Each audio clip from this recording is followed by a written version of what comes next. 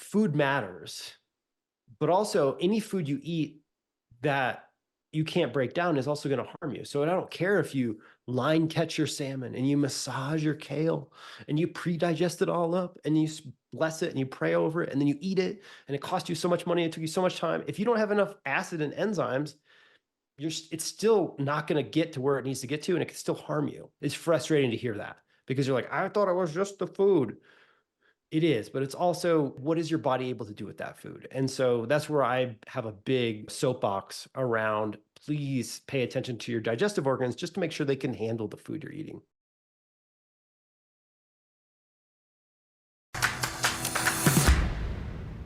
Today, we are going to dive into all things gut health. My friend Stephen Wright is with us today.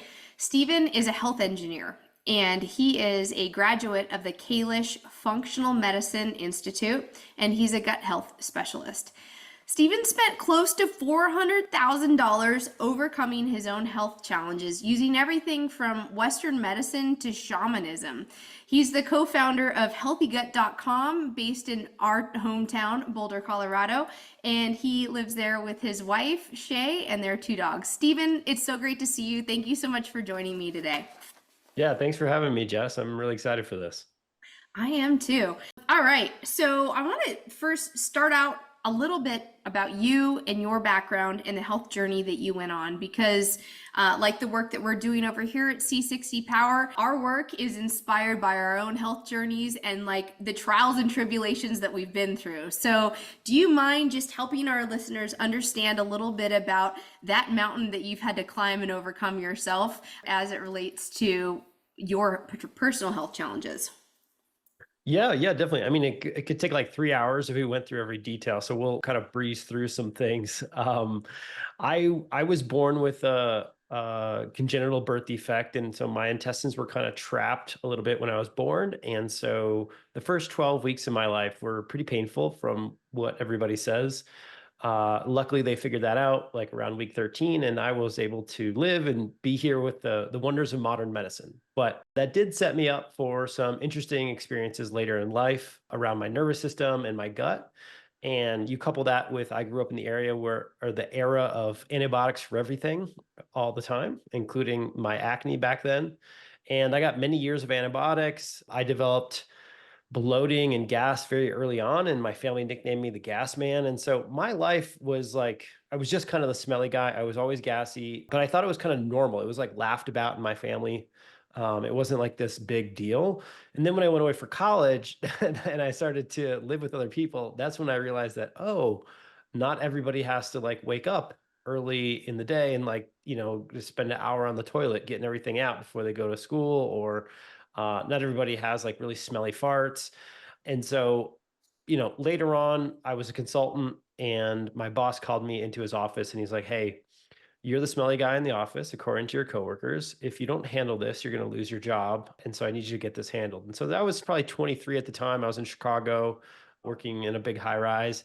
And the truth is every meal I ate, whether it was salad and chicken or burgers and beers, I would like have this bloating swelling in my belly. And then I would have visceral hypersensitivity pain, which is a subtype of IBS where it feels like knives are stabbing you in the gut. It's very painful. And the only way to like relieve the pressure is like literally relieve the pressure. You have to fart. And so I was that guy. And the truth was there's only one bathroom on the floor. And I was just bloated and farting all day. And there was one, you want me to work or you want me to like, what do you want me to do?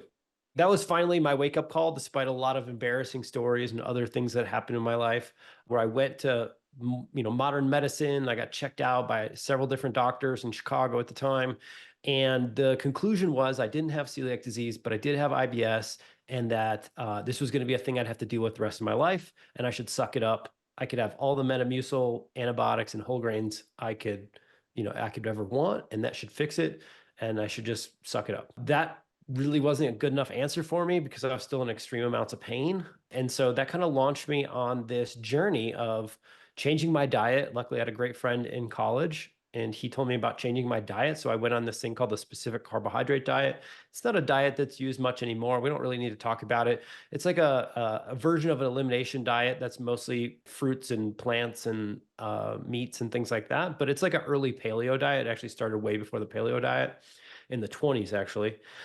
Anyways, that changed probably 50% of my pain in a week. And it was a light bulb. I was like, wow, I have way more control over this thing than I thought. And so anger, embarrassment, shame, and empowerment, I was like, I can figure this out. I just got to reverse engineer. I got to find other people like me, use the same principles I learned in college around reverse engineering things, and I can figure this out. I don't have to go the next 20, 50, however long I can live in pain, in shame, in embarrassment. And so that, went through a lot of functional medicine, did a lot of fun stuff. I've tried a lot of different things, as you mentioned, with my many hundreds of thousands of dollars. I have a really weird brain and I can't stop digging. I don't really like to say I'm a biohacker because I'm more of a hedonist. I don't try to like live in a glass bubble and do everything perfect. I don't really believe in that kind of living. And then here we are today.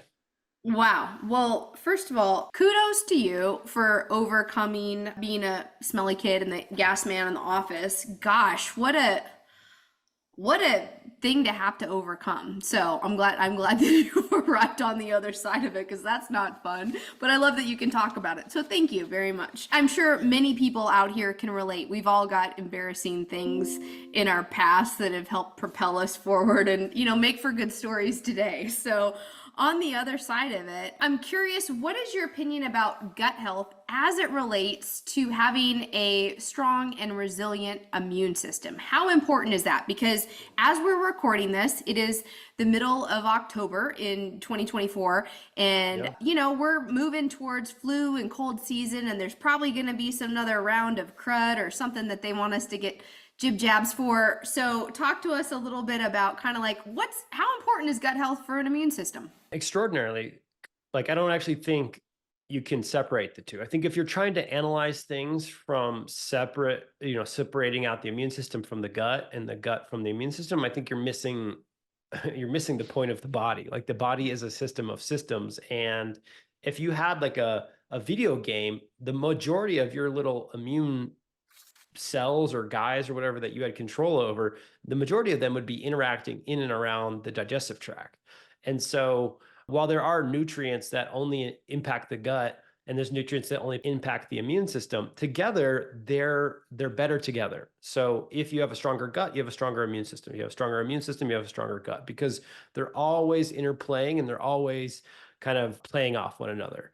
If you lose your gut health, you're going to lose your immune system at some point. That's typically how autoimmunity develops. It's typically how you are sort of invaded by some sort of microorganism, kind of goes through the gut usually. We usually drink the water. We do, obviously there are airborne things that can get us, but a lot of the stuff goes through the food, the water, something that we put through the gut system. And the gut has a bunch of natural defense mechanisms. Like it's not like we're just like open season over here, like, oh, let everybody in. No, we have a ton of different defense mechanisms, but we live in a time and in a world where if you're not paying a little bit more attention than most, it's really easy to turn these defense systems off just because of the life we've created now. That makes a lot of sense. You mentioned gas and bloating and the pain being like a key factor that you were having to deal with. What are some of the other warning signs that people should be paying attention to that would help them understand, hey, besides pain, bloating, and gas, that you might have a gut health issue? Any like overt gut related things. So that could be like heartburn, it could be excessive burping, it could be constipation, diarrhea. Most people don't even know that they should be pooping every day and that you can rank your poop on something called the Bristol stool chart. So you could Google that. It's like a little scale that there's pictures. And instead of like us graphically describing our poop, we could just say, hey, I'm a 5, I'm a 4, I'm a 3. You want to be around a 4, somewhere between like a 3.5 and like a 4.5 or 5 is like the ideal type of poop. And then you want to be doing that every day or every other day at a minimum. A lot of people don't even know those types of basics. It's a taboo topic. We don't get taught this in school. Most people aren't having these conversations at home with their parents. And so just knowing what's normal and healthy can be a really good starting place. And that is, you go to the bathroom, it's not painful, you don't have to push, there's no blood, there's not like food you ate yesterday in the toilet. These types of things are all suggesting that your gut's not working properly. I'm just curious from your perspective, what are some everyday common foods that are in the American diet? Most people not paying attention necessarily to health and wellness, lifestyle choices that regular people are eating that really contribute to gut health issues. I think maybe the most problematic would be like margarine. Like if you have any margarine, please go throw that in the trash immediately. That is plastic. It's not a food. Foods that had a good run in the 70s and 80s and early 90s, that like Crisco, like just please throw it away. Even we're coming up on holiday season. Trust me, you can recreate every one of grandma's recipes without Crisco. Please throw that away immediately. It's not food. There are like these really processed things. I kind of assume on your show people know about that, but maybe they don't. Some Yeah, people so I just don't. want to get into it, even though if it might seem that most people would get this, I'd like to call it out specifically because not everybody, who knows who's going to see this, right? So Totally. for the benefit of, the greater good, like let's help people understand what those are before they start baking the cookies. Yeah, yeah. So number one, throw. I would say that's one of the most grossest foods ever. There are other hydrogenated vegetable oils. If you're cooking food, please switch your oils away from canola, rapeseed. Get back to natural fats. Beef tallow, ghee is like my favorite. Avocado oil, olive oil. Like get back to the natural things. Like if it doesn't have like a natural way to make like if it doesn't have a fruit that can be pressed into an oil, then that's a really good sign. Like canola seeds, like that's not really a fruit. There's nothing really oily about it, except for if you go through this crazy intense manufacturing process. And so So these, is it an industrial grade lubricant? Wasn't that the original intent of canola and then they repackaged it specifically to convince Americans that this is heart healthy? I mean, it sounds like you've done your due diligence, so I'm not going to argue with that. I don't know if that's the original origin, but I trust you if you've done that. It sounds right, right? It sounds like it was created by a big like Dow Chemical or somebody who is looking to maximize their ROI, and then they're like, it didn't really work over here, so let's use it over here. So about 10 or 15 years ago, I was under the impression as long as it was organic, it was okay. So if I bought canola oil, I'd be like, I got organic canola oil and I got it at Whole Foods and look at me, I'm making a healthy choice. No, wrong. Incorrect. Not a Yeah. healthy choice. So the seed oils are certainly problematic. So tell us a little bit more about kind of like what happens when you consume these hyper manufactured, highly processed oils. Like what do they do to your body? I think the problem here is that we don't have a ton of data. Like we know that number one, you want an omega-3 ratio to omega-6 ratio that is very positive in the omega-3 direction, and you're not going to get omega-3s from these oils. You can get some omega-3s from some of the other oils I mentioned, but my understanding, I'm not a seed oil expert or anything, but my understanding is that just like with other highly processed foods, like that would be the other thing that I would say, like in general, try to live your life 98% processed food free if you can.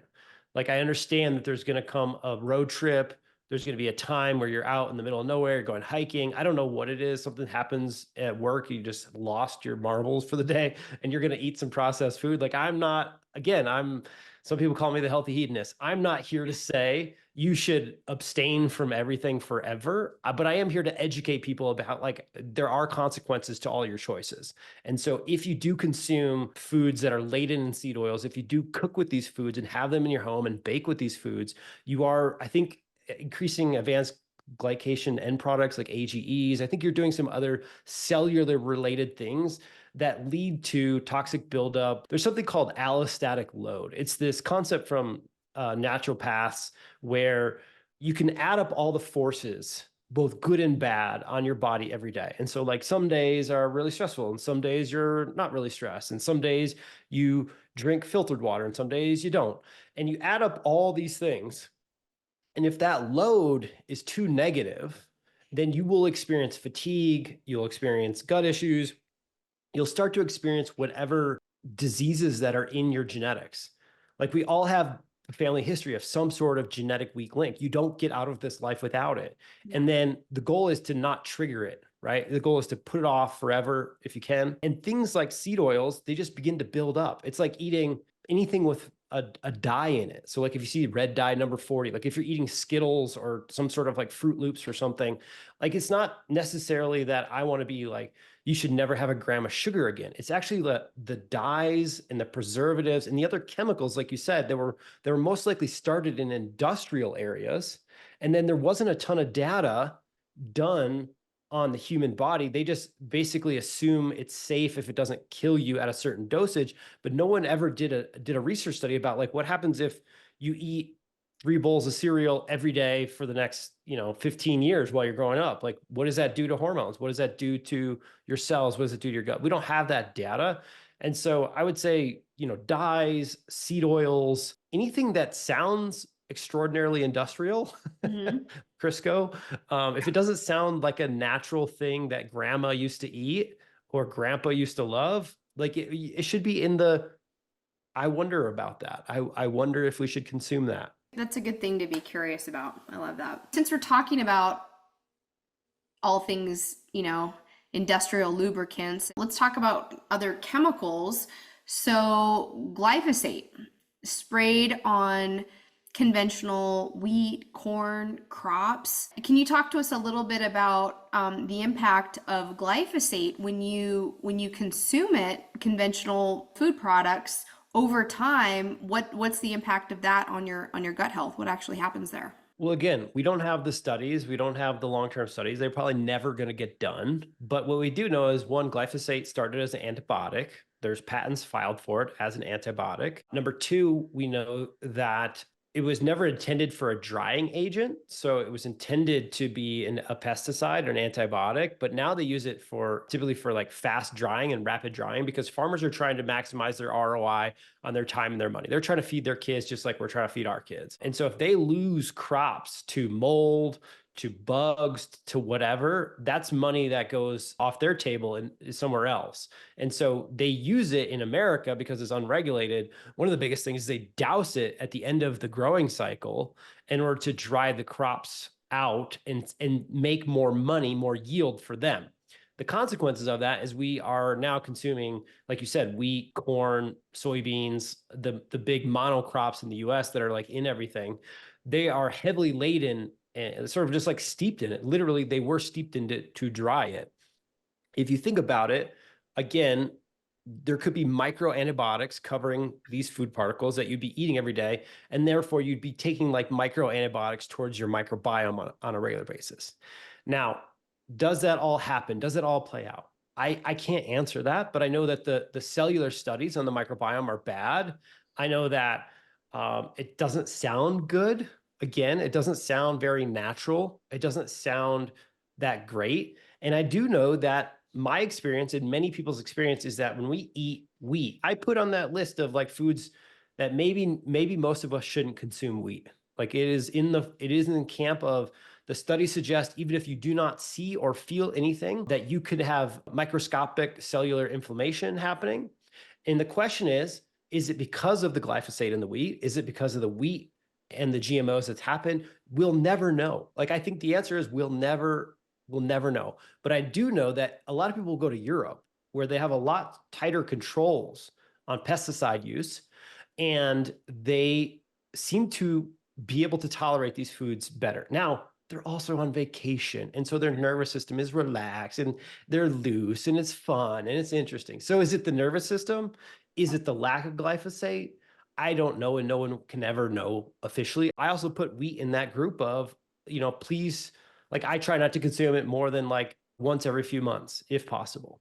Yeah, I think that's really good advice. If your gut health gets sideways, it goes undetected. You mentioned IBS, having gone through that yourself, but what are some of the, I guess, most critical diseases that could occur if someone's gut health goes unregulated, unchecked? Like if we play it out down the path, what could they be potentially experiencing if they don't focus on and get serious about consuming healthy foods? So this is where people start to call me a little crazy. So like if you I keep, want to let's get asking, into the crazy. Yeah, I want to hear well, it. if you keep asking me about glyphosate and GMOs and Wi-Fi and whatever else, I'm going to keep saying like, yeah, it's like an issue, but like it's not an issue for everyone. And we Mhm. should be able to figure out a way to offset it.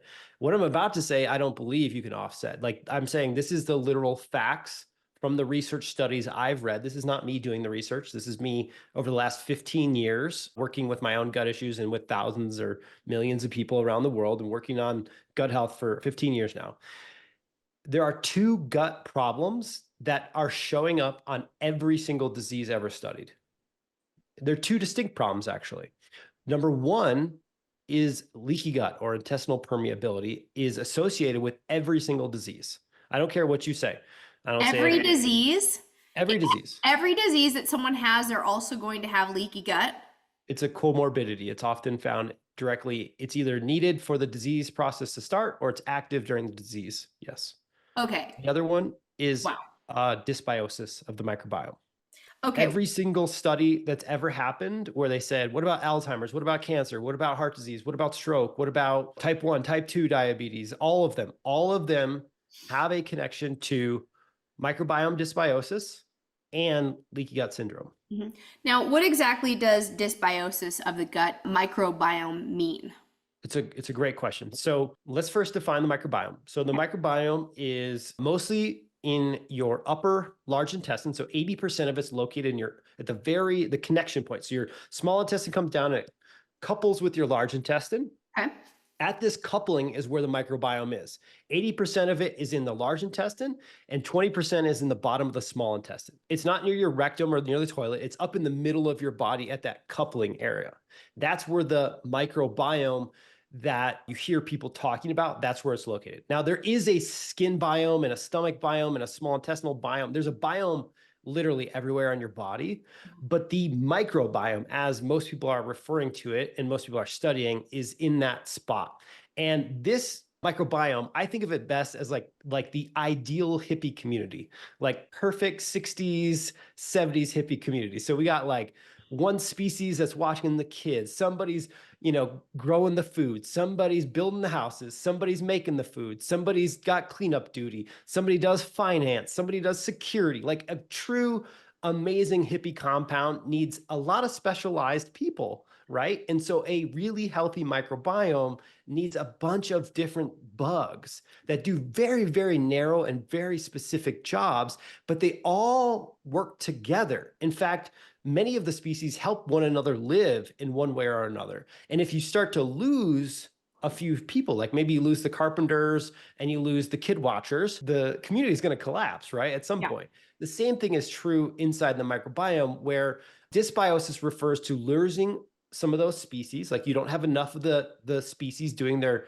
very niche jobs, or the overall number of people is really depressed. So we want a lot of bugs and we want them doing a lot of different things. That's a healthy microbiome. And that's as far as research knows at this point. So anybody that tells you they know what a perfect healthy microbiome is, any company that's selling you some sort of like athletic biome or some sort of like Olympian, whatever, it's way too early. It's BS at this point. What we know is we want a lot of bugs in a large amount.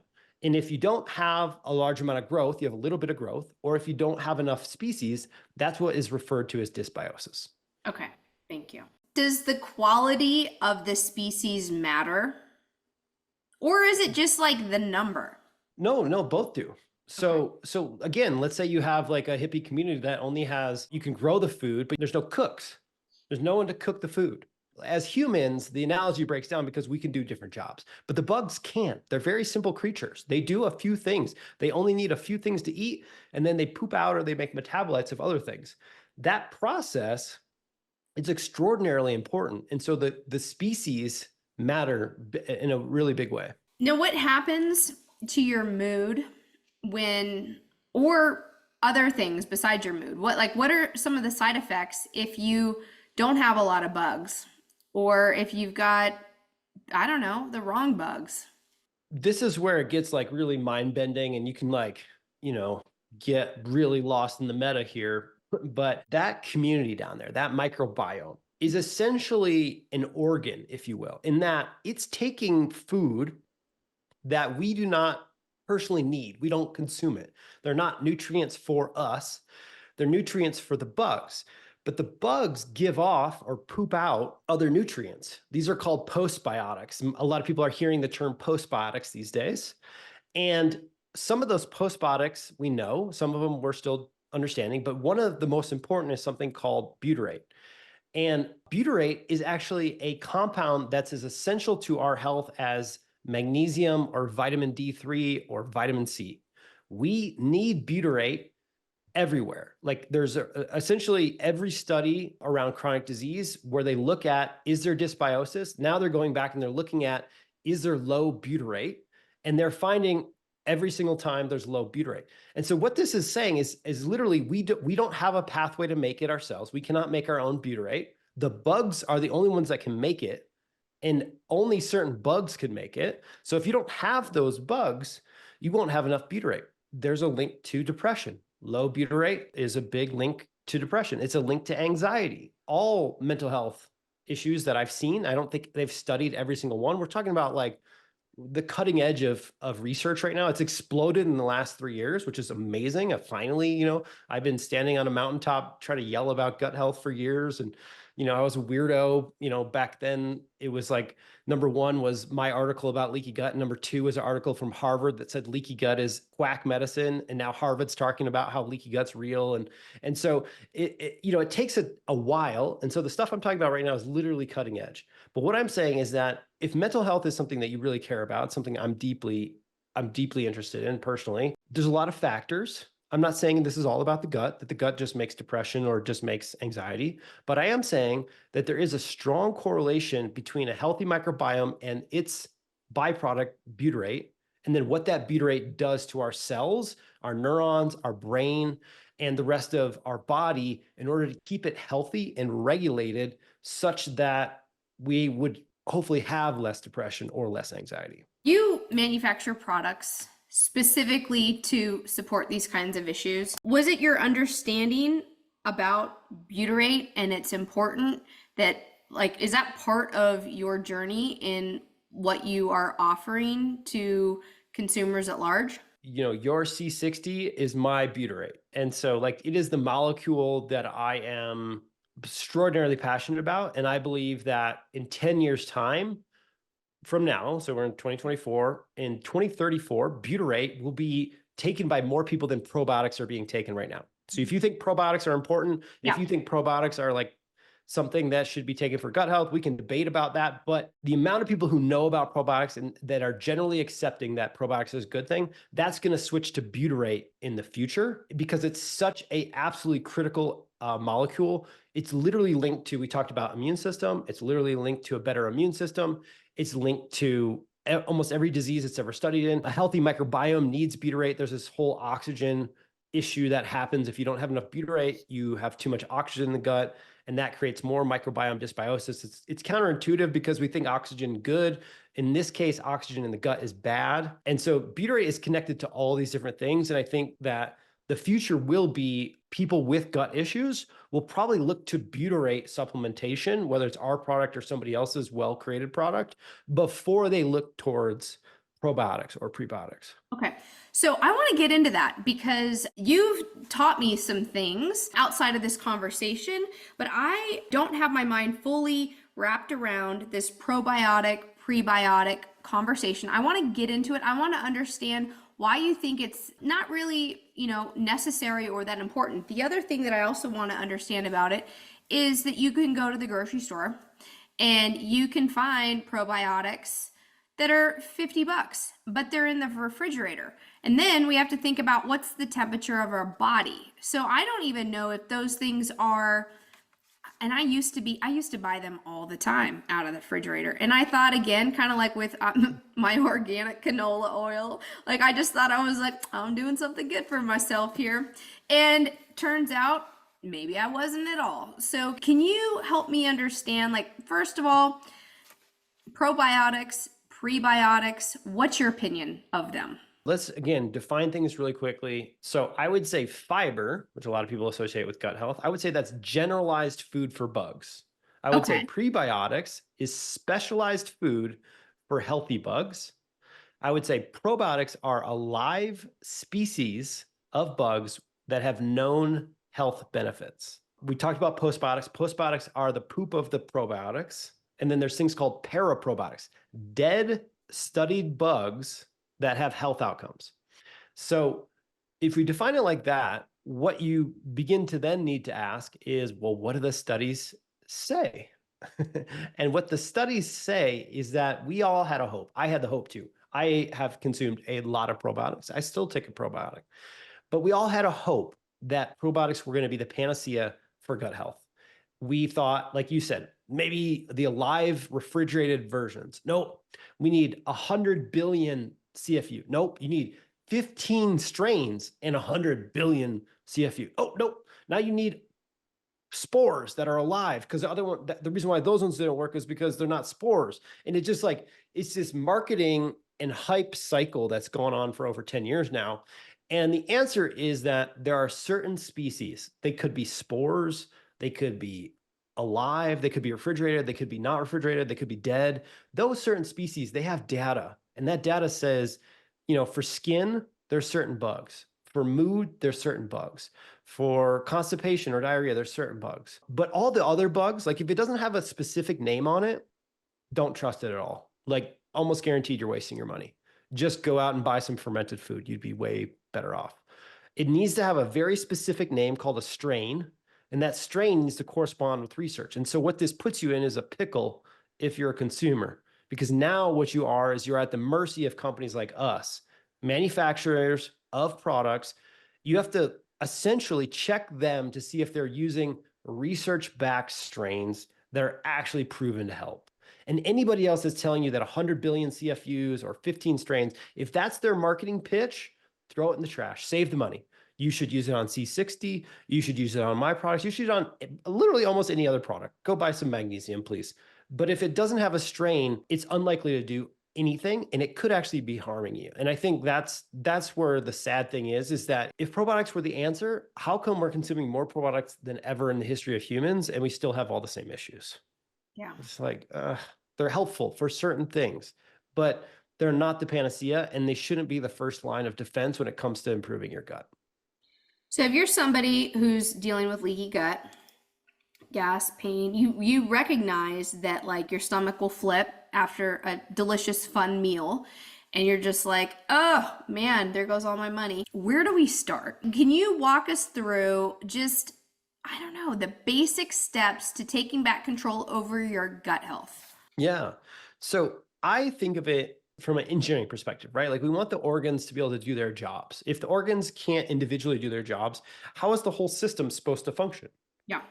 How are you supposed to enjoy your meal and then have a beautiful poop in the morning, that you're like, all right, nailed it. Time to go. Like you need the individual components working, the fundamentals of the system working so that the whole system creates a cake of a different type. And so I think that you can either work from the bottom up or the top down, and you can do whatever you like. I think working from the top down makes the most sense because that's the process we eat. So the first step after you chew your food, like hopefully you're in a relaxed state when you eat your food. I'm very guilty of eating on the run. I'm guilty of running a small business and trying my best to help the world and like not relaxing before meals. But there is a reason why most cultures pray. Grandma kind of paused. They wanted a family dinner. All those things basically slow us down and they help relax us. And that's really important because when we're relaxed, we're in parasympathetic state of our body. We make a lot of stomach acid. And stomach acid is this magical acid that no one cares about, but everybody should care about because it is your first line defense against incoming pathogens. It's your first line defense against inflammation. It also is what liberates protein. Everybody cares about protein these days. Well, if you don't have enough acid to unfold the protein balls to actually cleave them into amino acids and peptides, you're just pooping out your protein that you're taking all day long. So you need acid for protein, you need it for iron and calcium and magnesium and B12 and all these different things, but it's also extraordinarily important for reducing inflammation and killing incoming bugs. And so I would start with first optimizing for great stomach acid and just checking to see if that's an issue for you. It won't be an issue for everybody. Like 70 to 80% of people with gut issues do have something called low stomach acid, meaning they don't make enough of it, but not everybody does. The cool thing though is that you can test it at home. Yeah, so tell us about the test because like where do you go to figure out what your stomach acid situation is? So if you have unlimited time and money, there are like a few clinics in the world that still do stomach acid testing. It's usually $300 to $600. It's very hard to find. Or you could just do the intervention and see if the intervention helps you. And so what that looks like is buying a betaine HCl with pepsin supplement. That's basically acid plus a digestive enzyme that's released in the stomach. And you take one. It's called the HCl Challenge. You can Google it. It's a universal thing. It's been around for 30 years. There's books written on it. There's a book called Why Stomach Acid is Good for You by Dr. Jonathan Wright. It's like 20 years old, but it's still like the seminal work on stomach acid. But you could just take this pill in the comfort of your own home with dinner. And if you notice something, great. If you notice some hotness or burning or something like that, that means you don't need it right now. And so you should just take a little baking soda. You don't need it. You probably have enough acid or you have mucosal damage. You can't handle acid right now. Anyways, you can get a refund from a company. Hopefully they have a good refund policy. But most of us, when we take one, we will notice, hey, nothing happened, or I feel more energy. I have a better poop the next day. Like my constipation's better. My diarrhea is better. I have more energy throughout the week. If you start noticing those things, you'll want to try 2 or 3 or 4, and you go up each day. You don't go up just willy-nilly. Like every day you take 1 extra pill. And at some point, maybe it's 4 pills, you'll feel that heat, that sensation. That's what the sensation of too much acid is. Little baking soda. Baking soda is a healthy base. It will neutralize the acid. No damage is done to you. And then your dosage is 3 in this case. And if you take that, it's one of the only products I know of that people say is like a light switch, meaning they notice it in the first week of getting the right dosage. And what you're doing is you're literally giving your body the right amount of acid for the meal to do what we just talked about. And it's such a cool thing, and it's so critical to the rest of digestion. Wow, that is cool. So the HCl challenge, we've all got to look into that. Step 1, understanding what your current state is as it relates to your stomach acid. What's the next thing that we should do as we're trying to fortify and support our gut health? Yeah, so there's a bunch of really complicated steps that happen in digestion, but the next biggest one that I think most people should check into is the enzymes that are released in your small intestine. And you have 3 different types. You have pancreatic enzymes, brush border enzymes, and microbiome enzymes. And so there's no test available, unfortunately, for brush border enzymes or microbiome enzymes. And the test for pancreatic enzymes is often referred to as elastase or elastase 1 on a stool test.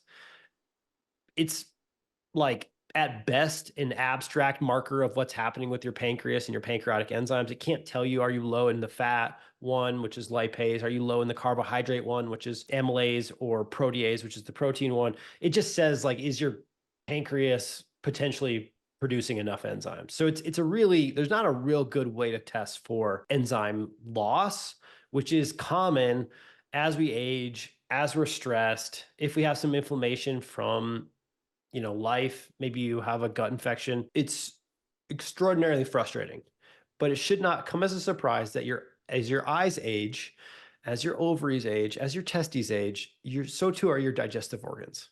They're also aging, and they're also getting slower and not as powerful as they once were.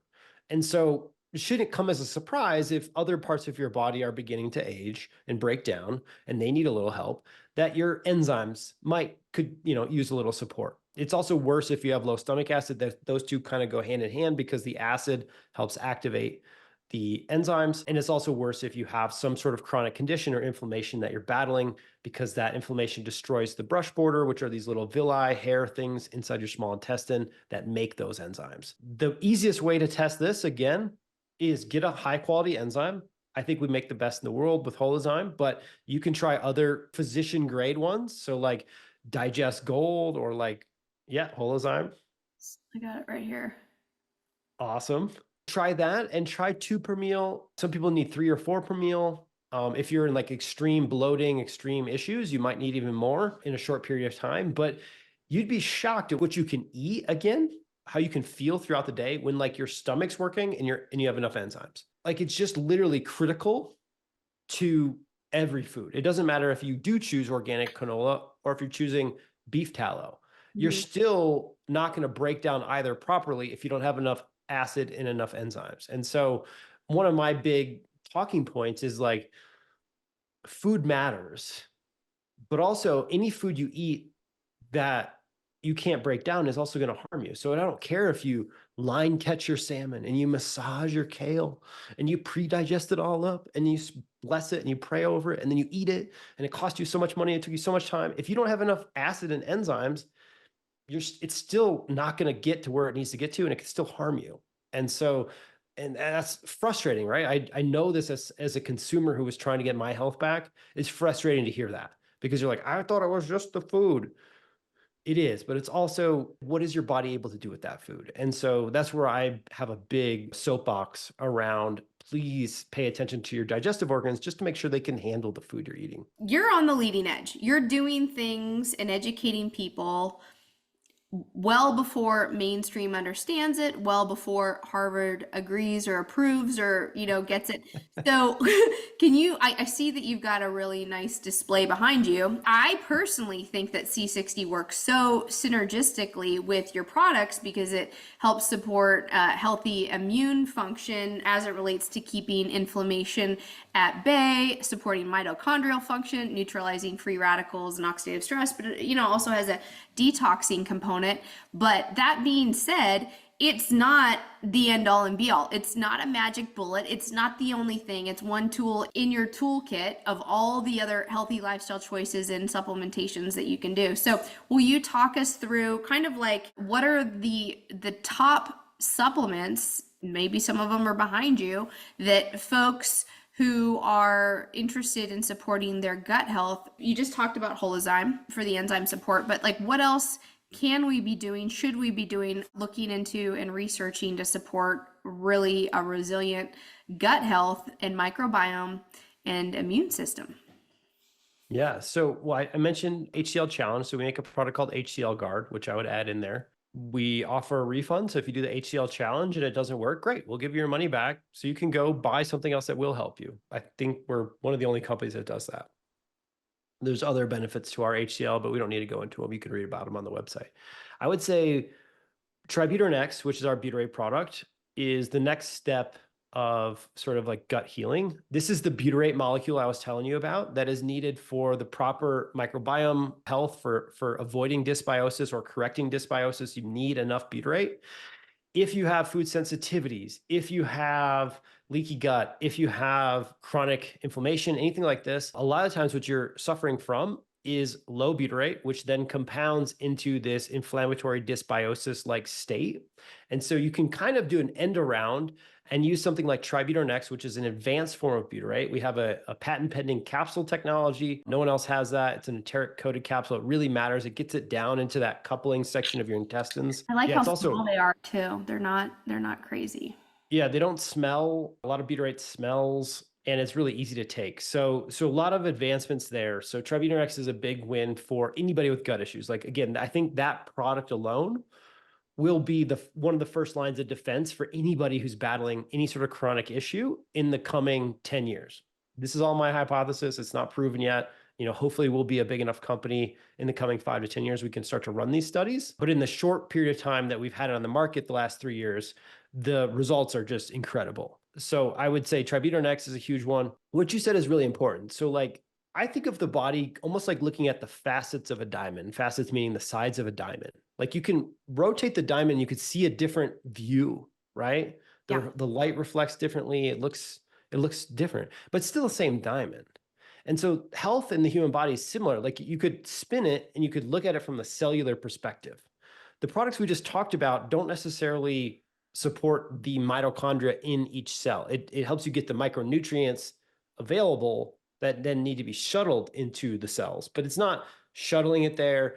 It's in a totally different, facet. It's a totally different lens of looking at health. And so Yeah. C60 is helping from one side, and products from healthy gut are helping from another side. Yeah. And it's not that one is better than the other or one is more important than the other. It's like they're both needed. And in some individuals, maybe one or the other should be prioritized first, just depending on their life and where they're at. But neither is going to hurt you if you just start.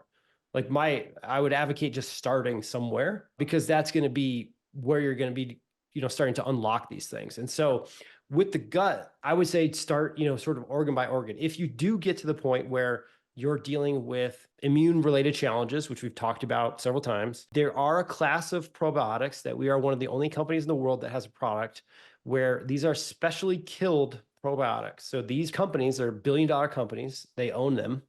They do studies where they have an alive group, a study group, and they have a dead group. They get the same amount, but one of them is killed, and then they measure everything because they have unlimited cash, right? What they find every single time a company does this, there's been about 8 or 9 different strains this has happened on, is that the live bugs help with certain things and the dead bugs help with certain things, but they don't do the same. And it's crazy, right? It's the same strain, same amount, same bodies, because they cross over and stuff, different results. But the cool thing is the dead bugs universally work on the immune system, and the live bugs universally don't really work on the immune system. They work on other areas, which is crazy and cool, right? So we have a product called HoloImmune, which is a combination of 3 different studied dead bugs. And it's super amazing for all 3 bugs were studied for better outcomes in humans with influenza, meaning shorter duration of symptoms and faster back to work times, less lost work days. And so no one had ever combined them together. And so I found 3 different strains that work on different pathways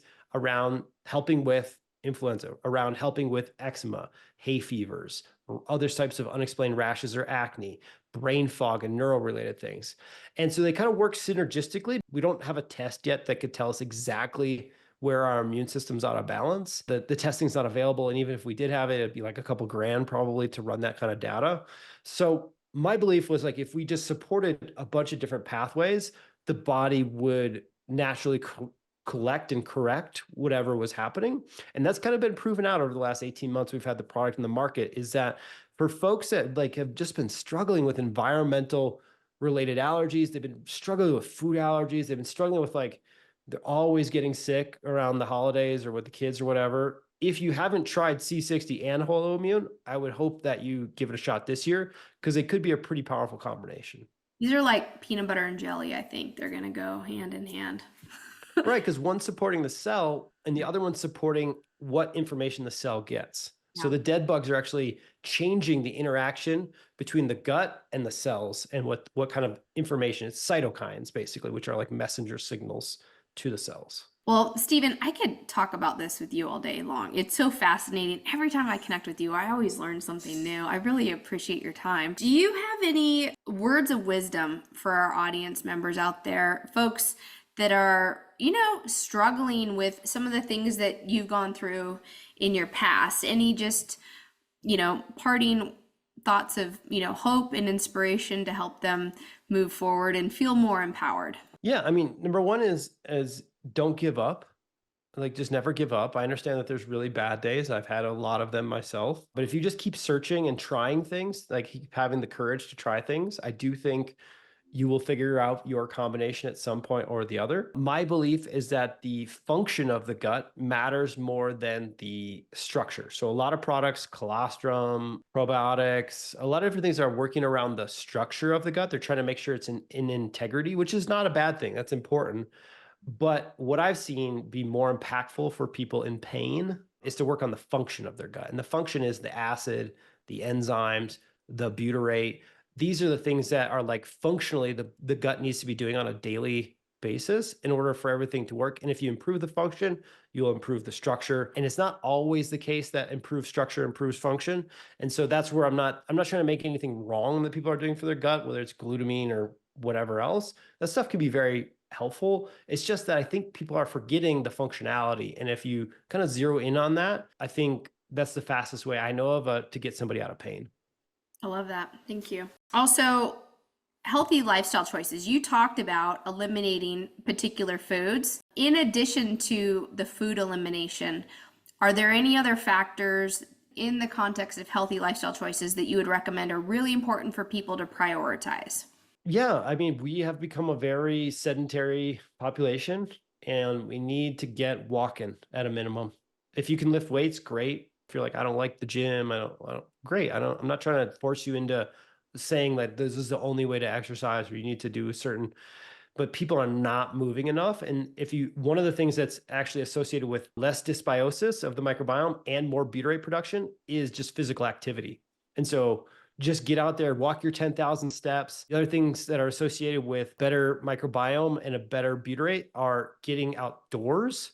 Like just outdoor air contains phytochemicals from the trees. It contains all different types of things. And those are signaling molecules for our immune system, for our bodies that do improve our health at a micro level. And if you're really trying to like optimize, maybe get outside first thing in the morning, like whenever you wake up. I don't care if you wake up at 9 a.m., 6 a.m., whatever you wake up that day. If you could get outside for like, say, 5 to 10 minutes without any sunglasses, no contacts, nothing between your eyeball and the world. You don't need to look at the sun. You don't have to be in sunlight. You just have to be out in the outside your house because there's a thing called luminosity. It's like the strength of the light around us that sets a circadian rhythm in our bodies. That circadian rhythm is tied to better gut health, is tied to less gut pain, is tied to better butyrate, better microbiome.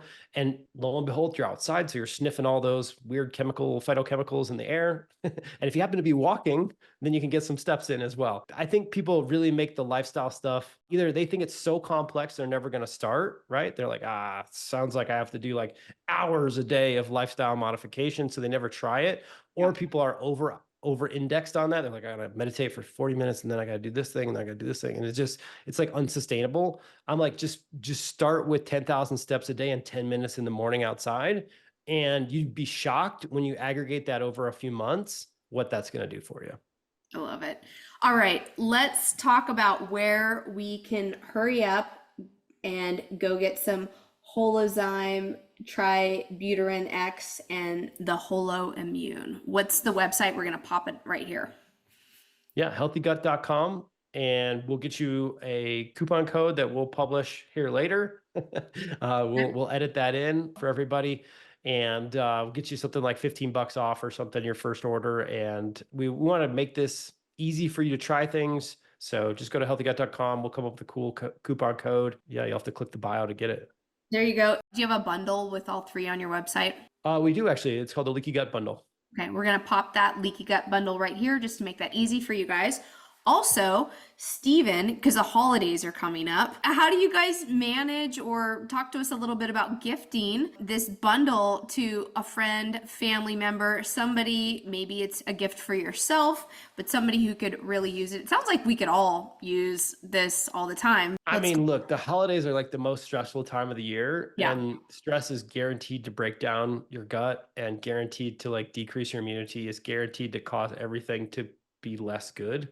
And so if you want to avoid the bloatedness after meals, if you don't want to have like a holiday party ruined by some gas or some, bloating, I would highly encourage extra supplementation around the holidays due to the stress. And then as far as gifting, the one thing that's different about Healthy Gut, there's a number of things. Number one is our product design, but number two is that with every purchase, we are gifting a free complimentary coaching call. So if you get it for yourself, wonderful. You can just sign up and one of our coaches will help you with dosing because you might have questions. You might not know which product's right for you, or if your body's reacting normally. We're here for you when that happens. And then if it's for somebody else, say it's for your mom or for your husband or whatever, again, we can schedule them with a call. So they haven't heard this podcast. They're maybe kind of walking in a little blind, but one of our coaches will walk them through how to use the product, what the right dose for them to start with is, what would be a normal reaction to the product. And so hopefully that'll make it a really nice gift for them.